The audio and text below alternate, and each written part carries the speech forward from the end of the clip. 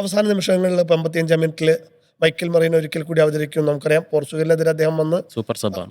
5 മിനിറ്റിനകം തന്നെ ഒരു നിർണായക ഗോൾ നേടി 91 മിനിറ്റിൽ.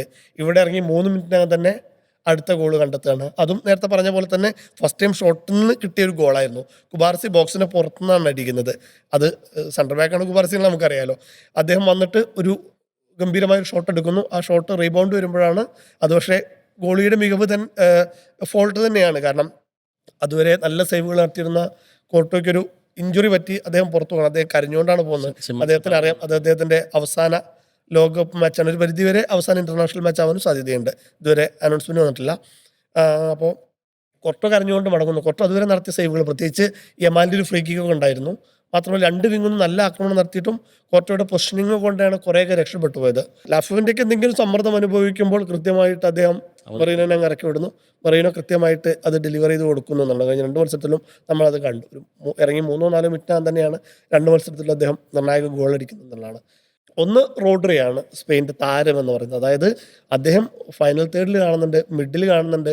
DM ആണ് അദ്ദേഹത്തിൻ്റെ പൊസിഷൻ നമുക്കറിയാം. അതേസമയം ഡിഫൻസിൽ കുബാർസിക്കും ലപ്പോർട്ടയ്ക്കും ഒപ്പം തന്നെ അദ്ദേഹം നിൽക്കുന്നുണ്ട്. അദ്ദേഹം ഓടിപ്പാഞ്ഞ് കളിക്കുന്ന ശരിക്കും ഒരു എഞ്ചിൻ തന്നെയായിരുന്നു റോഡ്രി എന്ന് പറയുന്ന ഒരു പ്ലെയർ. ഒപ്പം തന്നെ എടുത്ത് പറയാനുള്ളത് യമാലിൻ്റെ പേരിൽ ഇന്നലെ അസിസ്റ്റോ അല്ലെങ്കിൽ ഗോളോ ഇല്ല. പക്ഷേ അദ്ദേഹം വിങ്ങിലുണ്ടാക്കിയ ഒരു ഓളുണ്ട്. എന്ത് ഗംഭീരമായ സ്കില്ലുകളാണ്. ആ പേസിൻ്റെ ഒപ്പം നിൽക്കാൻ പറ്റുന്നില്ല. ബെൽജിയത്തിൻ്റെ ആക്രമണത്തിന് കുറച്ച് കുറവുണ്ടാവാനും കൂടി അതിന് കാരണമുണ്ട്. കാരണം യമാൽ 2 പ്ലേയേഴ്സ്, അവിടുത്തെ ഒരു വിങ് ബാക്ക് പ്ലസ് ജെറമി ഡോക്കു ആണ് യമാലിനെ പൂട്ടുന്നത്. ജെറമി ഡോക്കു അവരുടെ മെയിൻ വിങ്ങറാണ്. അതായത് യമാൽ കളിക്കേണ്ട പോലെ കളിക്കേണ്ട പ്ലെയറാണ് ജെറമി ഡോക്കു. പക്ഷെ ജെറമി ഡോക്കുവിന് യമാലിനെ പൂട്ടുക എന്നുള്ളൊരു അധിക ജോലി കൂടി കോച്ച് കൊടുത്തിട്ടുണ്ടെന്ന് തോന്നുന്നു.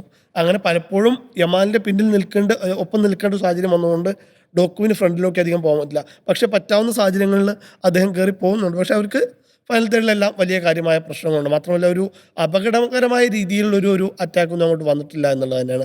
അപ്പോൾ എന്തായാലും സ്പെയിനെ സംബന്ധിച്ചിടത്തോളം വളരെ കോൺഫിഡൻ്റായി സ്പെയിന് കളിച്ചു. അതിനുള്ള റിസൾട്ട് അവർക്ക് കിട്ടി. ഇവിടെ പോതാക്കി. ഇനിയിപ്പോൾ സെമിയിൽ വരാൻ പോകുന്നത് ഫ്രാൻസാണ്. ഈ വേൾഡ് കപ്പിൽ ഏറ്റവും ത്രില്ലിംഗ് ആയ ഒരു മത്സരം തന്നെയായിരിക്കും. ഗംഭീരമായ അറ്റാക്കേഴ്സ് ഉണ്ട്. മാത്രമല്ല ഇത്തവണ സ്പെയിൻ്റെ ഡിഫൻസിന് പ്രത്യേകിച്ച് കുബാർസിക്കും ലപ്പോർട്ടയ്ക്കും കുറച്ചധികം പണിയുണ്ടാവും. ഉനായ് സൈമൺ ഇന്നലത്തെ ഒരു ഗോൾ വിശ്വസിച്ച് കഴിഞ്ഞാൽ ബാക്കി മത്സരങ്ങളിലൊക്കെ വിശ്രമമായിരുന്നു.